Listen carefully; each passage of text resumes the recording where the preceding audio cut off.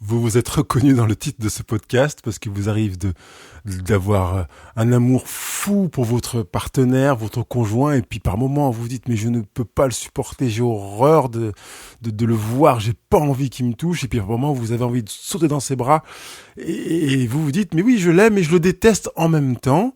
Voyons ce que ça peut vouloir dire et puis comment vivre avec cette dualité.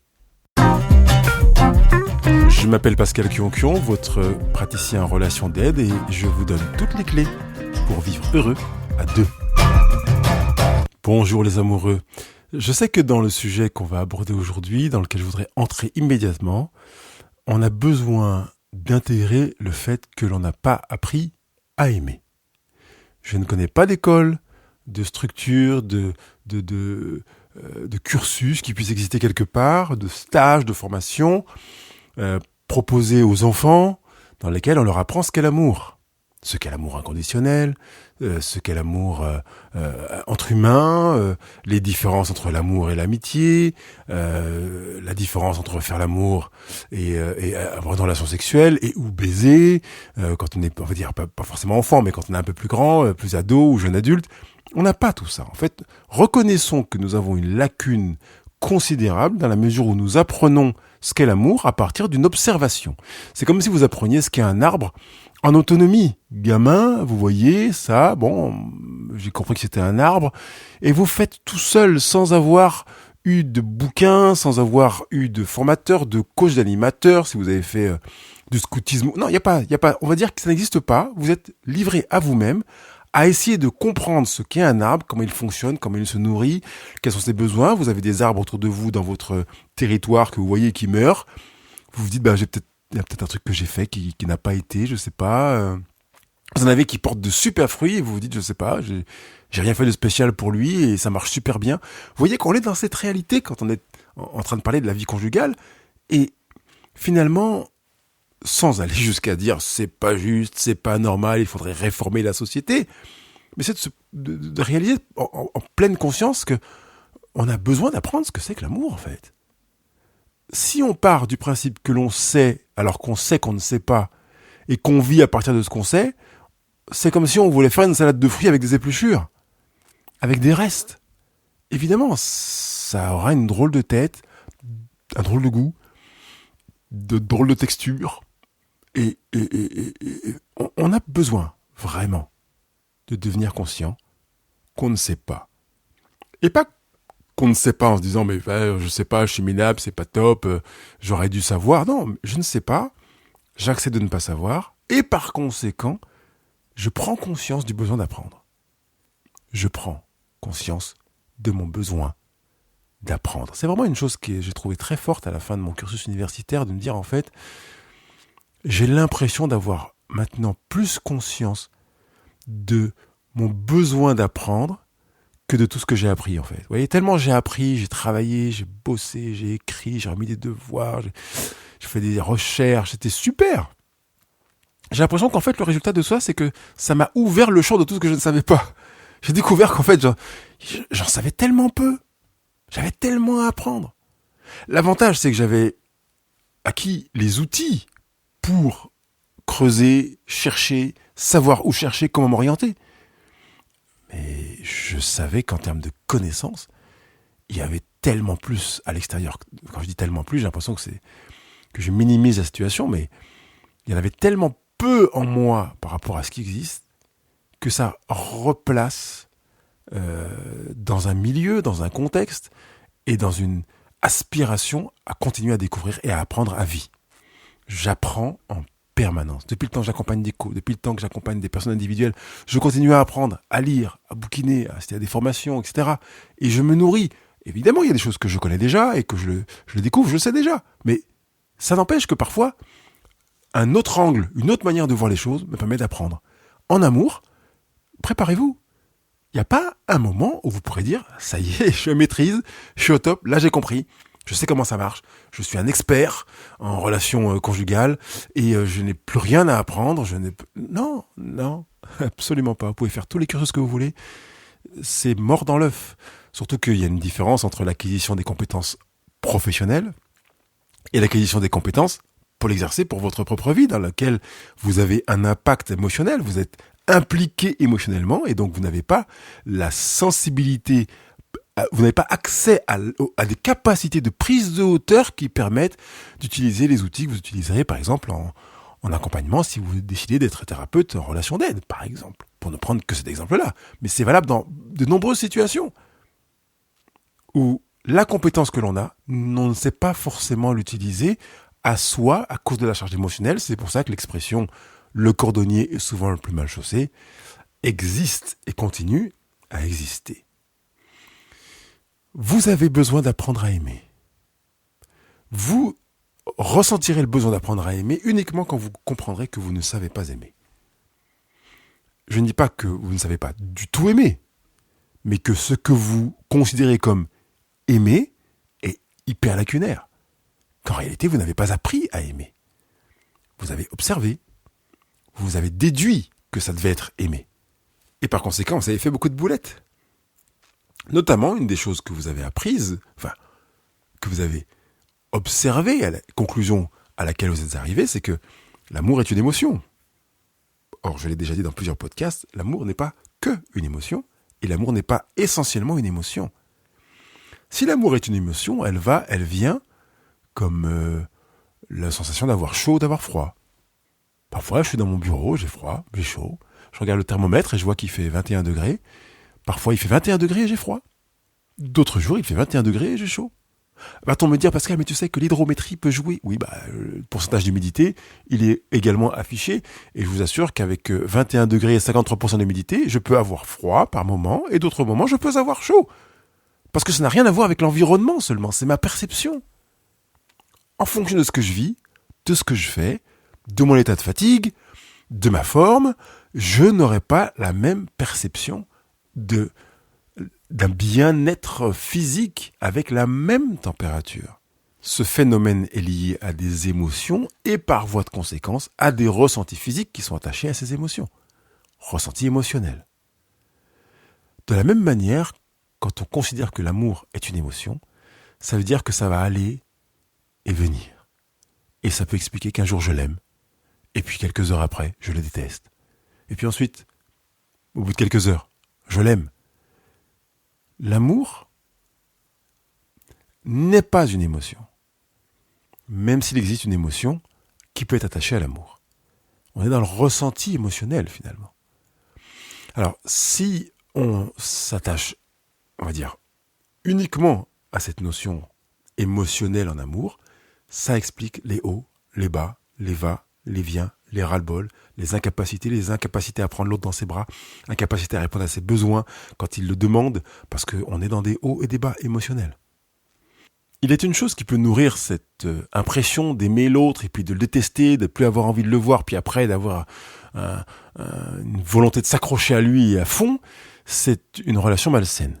Mais je ne vais pas rentrer dans la relation malsaine aujourd'hui, parce que ce n'est pas le sujet du jour, mais au moins, en tout cas, une volonté de similarité, c'est-à-dire que je voudrais, dans mon fantasme mental, que l'autre soit comme moi, vive à mon allure, me ressemble, ait les mêmes envies à peu près en même temps que moi, etc.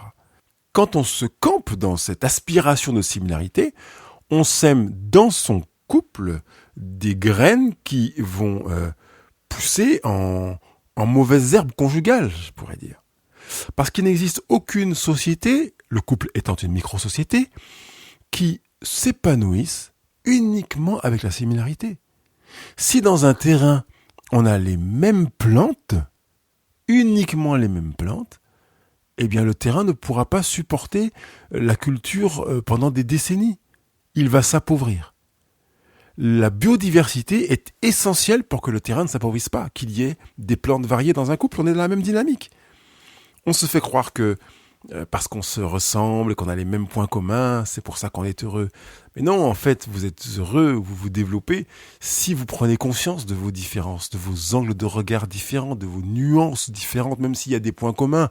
Mais il y a des nuances qui font que à quelques, je pourrais dire quelques millimètres près, vous n'avez pas exactement le même regard. C'est ce qui crée le relief dans notre capacité à regarder les choses. Quand on voit les choses en 3D, parce que nos yeux ne sont pas exactement tous les deux placés au même endroit. Sans quoi, on ne verrait plus la profondeur de champ, on verrait tout en 2D, à plat, comme quand on dessine sur une feuille de papier.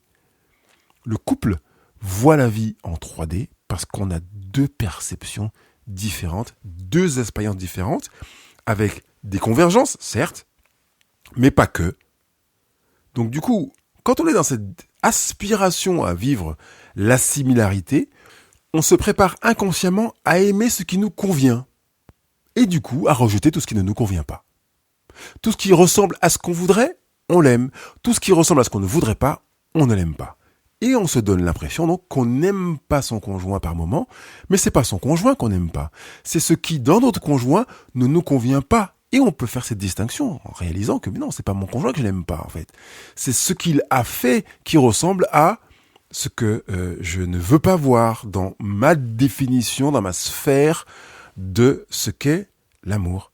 Mais en réalité, c'est pas de l'amour. L'amour, c'est faire la différence entre la personne et ce qu'elle fait. Je regarde la personne indépendamment de ce qu'elle fait. Ce qu'elle fait ne l'enferme pas, ne l'étiquette pas, ne la définit pas. Ce qu'elle fait participe à manifester une partie d'elle, peut-être parfois. Peut-être à manifester une grande partie d'elle ou une infime partie. Je ne connais pas la proportion, je n'ai pas les capacités de mesurer la proportion. Mais ce n'est pas parce que la personne a fait telle chose qu'elle est ce qu'elle a fait.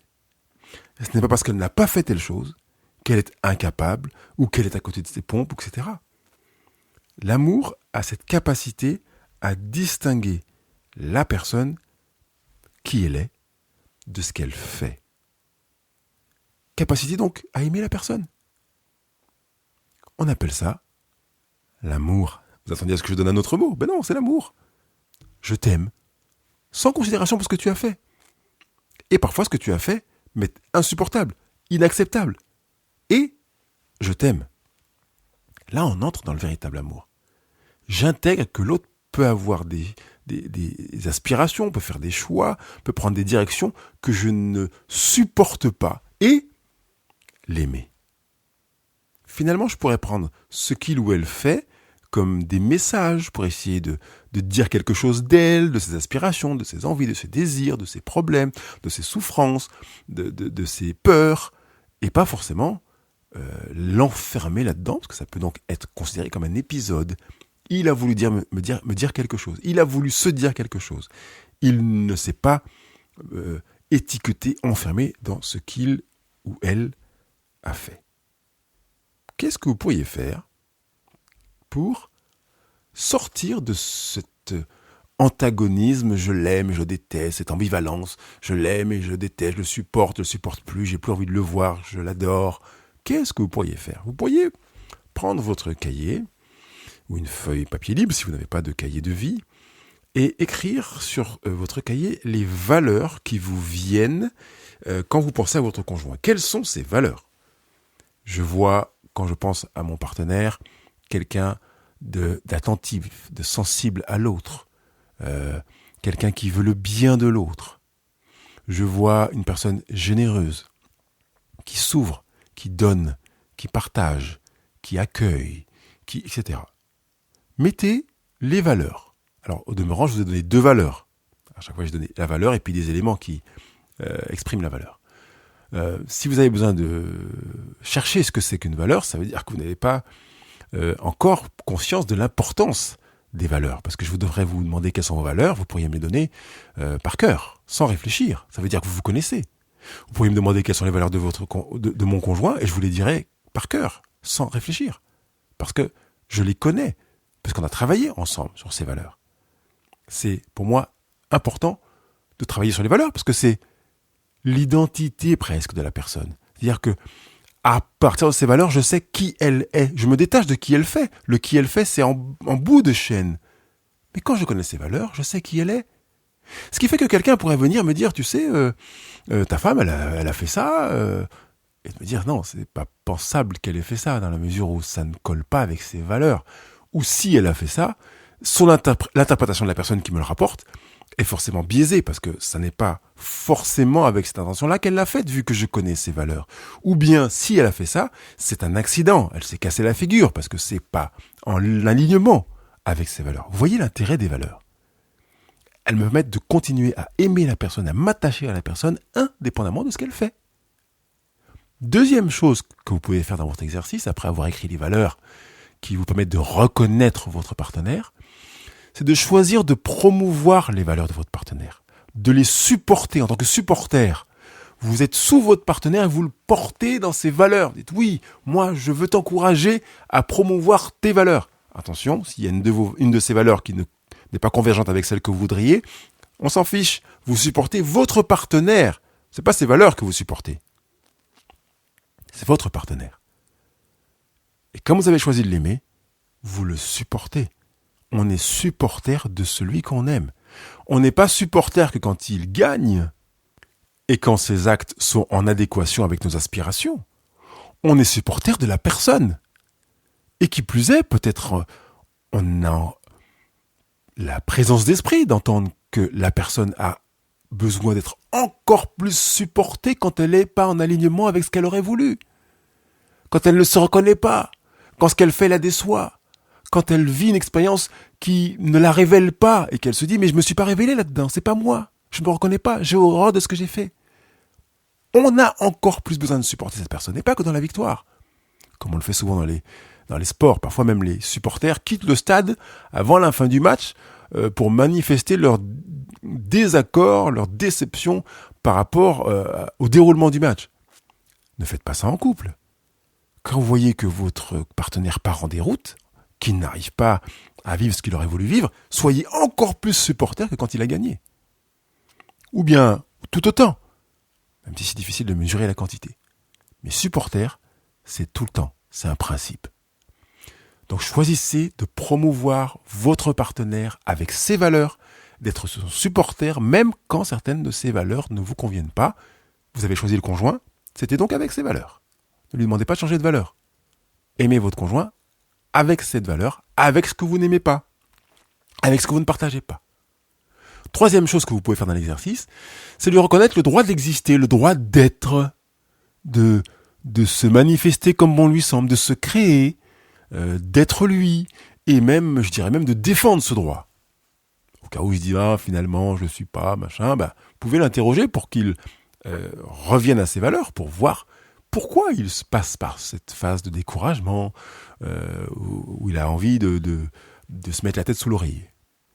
Quatrième chose dans l'exercice, choisir d'aimer votre partenaire indépendamment de ce qu'il fait.